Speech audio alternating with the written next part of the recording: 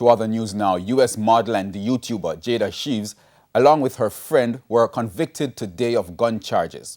The duo appeared before the gun court in St. James for illegal possession of firearms and ammunition, but are now free to leave the country after paying an $800,000 fine. More in this report. Cheers to freedom, life, and Jamaica. And prosperity. Prosperity. Amen. It's a celebratory drink for the popular U.S. YouTuber and Instagram model Jayda Cheaves and her attorneys after she was convicted on gun charges in St. James on Wednesday. And soon after, she boarded her private jet with friends to return home after her birthday trip to the island was extended and not in the way you would expect. Ms. Cheaves was found with a firearm in her belongings by airport officials at the Sangster International Airport on Monday.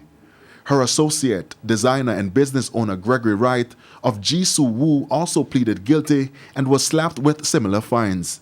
Ms. Cheaves' attorney, Michael Hemmings, says the duo can now leave the country. They were fined this morning in the Western Regional Gun Court for illegal possession of firearm, illegal possession of ammunition, and they're free to go.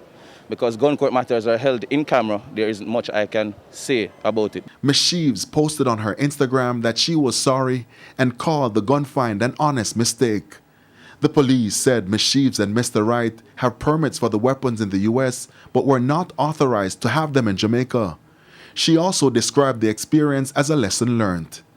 The newly turned 24-year-old, who has almost 6 million followers, says despite the circumstances, her birthday trip to Jamaica was the best and that she will be returning. Anthony Lugg, TVJ News.